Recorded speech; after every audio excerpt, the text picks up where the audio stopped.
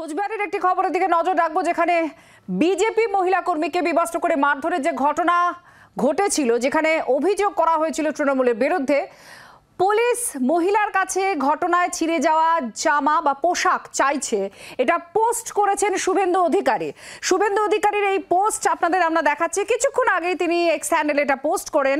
তিনি বলছেন, বিবস্ত্র করে মারধরের যে ঘটনার যে অভিযোগ বিজেপি করেছিল, পুলিশ মহিলার কাছে এই ঘটনার সময় তার ছিঁড়ে যাওয়া পোশাক চাইছে। দুষ্কৃতীরা জোর করে তার পোশাক ছিঁড়ে নিয়েছিল, আর সেই পোশাক ওই নির্যাতিতার কাছেই চাইছে বলে পোস্ট করেছেন শুভেন্দু অধিকারী। এবং পুলিশের পুরো ভূমিকায় তিনি প্রশ্ন তুলেছেন, দুষ্কৃতীরা জোর করে তার জামা ছিনিয়ে নিয়েছিল আর সেই পোশাক এই নির্যাতিতার কাছেই চাইছে পুলিশ।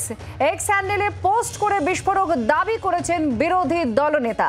শ্রেয়সী গাঙ্গুলি আমাদের প্রতিনিধির সঙ্গে আছেন। শ্রেয়সী, এক্স হ্যান্ডেলে আমরা কিছুক্ষণ আগেই দেখলাম বিরোধী দলনেতাই পোস্ট করেছেন। কি হয়েছে, কি বলেছেন তিনি এই এক্স হ্যান্ডেলে? দেখো, যেখানে তিনি একটি নির্দিষ্ট একটি পুলিশের একটি চিঠি তিনি উল্লেখ দিচ্ছেন, যে চিঠিতে তিনি দেখাচ্ছেন, বলছেন যে এক্ষেত্রে যিনি নির্যাতিতা, অর্থাৎ এক্ষেত্রে কোচবিহারের ঘটনার যিনি নির্যাতিতা, তাকে পুলিশের পক্ষ থেকে এক্ষেত্রে তার যে ঘটনার সময় ছেঁড়া শাড়ি, তার পোশাকের যাবতীয় অর্থাৎ শাড়ি, সায়া, ব্লাউজ, ছেঁড়া যে সমস্ত জিনিসগুলো রয়েছে সেইগুলো তাকে নিয়ে যেতে বলা হয়েছে। এখন এই গোটা বিষয়টাতে নিয়ে কিন্তু কার্যত সরব হয়েছেন শুভেন্দু অধিকারী, যেখানে তিনি বলছেন যে যেহেতু তিনি যেহেতু তিনি বিজেপির সঙ্গে যুক্ত, সেই জন্য কি কার্যত তাকে এইভাবে তাকে হেনস্থা করা হচ্ছে। তার যে ঘটনার ছবি সকলের সামনে এসেছে, তাকে বিবস্ত্র করা অবস্থায়, সেই ঘটনার সেটাই কি যথেষ্ট নয়? তার ছেঁড়া পোশাক নিয়ে যেতে বলা হচ্ছে। এবং এক্ষেত্রে কার্যত তিনি প্রশাসনের বিরুদ্ধে, যিনি পুলিশ অফিসার যিনি এটা পাঠিয়েছেন, তার বিরুদ্ধে কিন্তু কার্যত তিনি সেক্ষেত্রে অভিযোগ তুলছেন যে তিনি এক কার্যত তৃণমূলের লোক হয়ে তিনি কাজ করছেন, যেখানে এইভাবে হেনস্থা করার অভিযোগ করছেন। এবং পাশাপাশি তিনি এটাও বলছেন যে এই গোটা ঘটনা নিয়ে ইতিমধ্যেই কিন্তু সিবিআই তদন্তের দাবি করেছেন তিনি। ফলে কার্যত পুলিশের যে চিঠি নিজেদেরকে পাঠানো হয়েছে, যেখানে তার পোশাকে সেই দিনকার যা পোশাক তিনি পরেছিলেন, সেই সমস্ত পোশাক, শাড়ি, সায়া, ব্লাউজ, তাকে ছেঁড়া যে সমস্ত গুলো আছে, সমস্ত কিছু তাকে পুলিশের কাছে নিয়ে যেতে বলা হয়েছে। সেই গোটা বিষয়টা নিয়ে কিন্তু কেন এইভাবে হঠাৎ করে এই জিনিসগুলো নিয়ে যেতে বলা হচ্ছে, যেখানে তার যে ছবি, সেই ছবি কিন্তু ইতিমধ্যেই সকলে সামনে এসেছে যে তাকে বিবস্ত্র করা হয়েছে, সেটা কি যথেষ্ট নয়? সেই প্রশ্ন তুলে কিন্তু কার্যত তিনি হেনস্থার অভিযোগ তুলছেন, যেখানে তিনি মনে করছেন যে এক্ষেত্রে পুলিশ কার্যত নির্দিষ্টভাবে তৃণমূলের অঙ্গুলি হেলনে কাজ করছে। ধন্যবাদ শ্রেয়সী। আমাদের প্রতিনিধি জানাচ্ছিলেন যে এই পোস্টে ঠিক কি উল্লেখ করা হয়েছে। একটা চিঠি শুভেন্দু অধিকারী দিয়েছেন, সেটা ওয়েস্ট বেঙ্গল পুলিশের। সেই চিঠিতে ইংরেজি অংশ রয়েছে, বাংলা অংশ রয়েছে, যেখানে ডিটেলস অফ ডকুমেন্টস সেটা বাংলাতে লেখা আছে যে গত এই তারিখের ঘটনার সময় আপনার পরিহিত ছেঁড়া শাড়ি, ছেঁড়া সায়া, ছেঁড়া ব্লাউজ এগুলো জমা দিতে বলা হয়েছে। এবং এই নিয়ে শুভেন্দু অধিকারী কার্যত হেনস্থা করা হচ্ছে ভিকটিমকে, নির্যাতিতকে, সেই মর্মেই একটি পোস্ট এক্স হ্যান্ডেলে করেছেন। আইও এবং অফিসার ইনচার্জ ঘোকসাডাঙ্গা পিএস তাকে সাসপেন্ড করা হোক, এমনও দাবি তিনি তুলেছেন। জয়প্রকাশ মজুমদার তিনি আমাদের সঙ্গে এই মুহূর্তে রয়েছেন, তৃণমূল কংগ্রেস নেতা। জয়প্রকাশ বাবু, কি বলবেন? শুভেন্দু অধিকারী কোচবিহারের যে নির্যাতিতা, সেই সংক্রান্ত বিষয় নিয়ে একটা পোস্ট করেছেন, যেখানে তিনি একটা পুলিশের একটা চিঠিও উল্লেখ দিয়েছেন, এবং সেখানে পুলিশের তার দেওয়া চিঠিতে লেখা আছে যে সেই সময় ঘটা পোশাকগুলো, ছেঁড়া পোশাকগুলো নির্যাতিতাকে জমা দিতে বলা হয়েছে পুলিশের তরফ থেকে। কি বলবেন? এটা তো নিয়মই আছে, এতে আশ্চর্য হওয়ার কি আছে?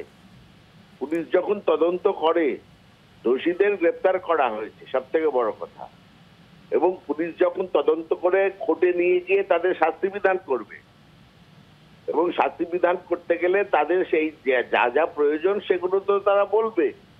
এটা তো ওই শুভেন্দুর পাঠানো ইডি, সিবিআই এরা নয় যে শুধু রাজনৈতিক ন্যারেটিভ তৈরি করার জন্যই তারা যাবে আর কাজের কাজ কিছু করবে না। ইন্ডিয়ান পেনাল কোড মেনে সমস্ত কাজকর্ম করতে হয়। শুভেন্দু অধিকারী জানেন না, বা জেনেও সাজেন যে আমি জানি না বলে একটা ইস্যু তৈরি করছে। আর আপনাদের কাছে আমার একান্ত অনুরোধ, এই যে চিঠি লিখেছে সেইটা নিয়ে শুভেন্দু অধিকারী পোস্ট করেছে, তার পেছনে আইনি ব্যাখ্যাটা নিশ্চয়ই কোনো আইনজ্ঞর কাছ থেকে নিয়ে দিন যে এটা সঠিক কাজ না, মানে ঠিক কাজ নয়।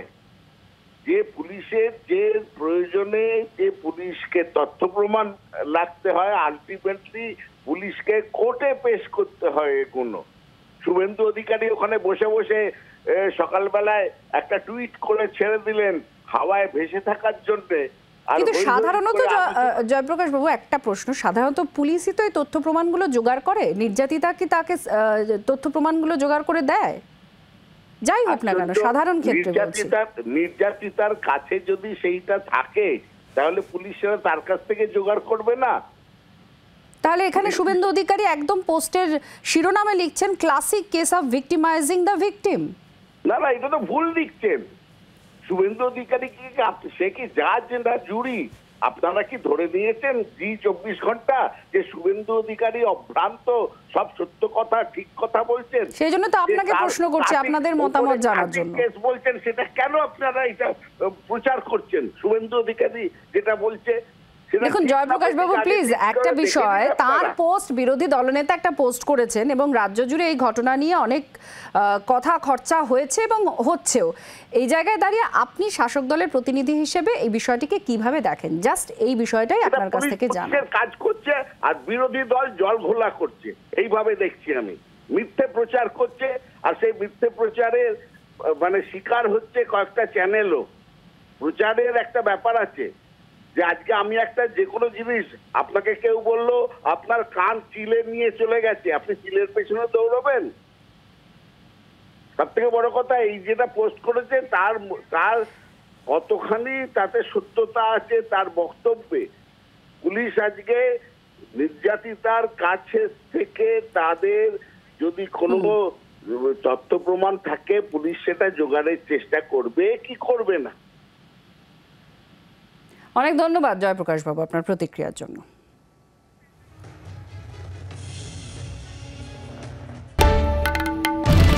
বাংলার আওয়াজ, বাঙালির আবেগ, জি 24 ঘন্টা।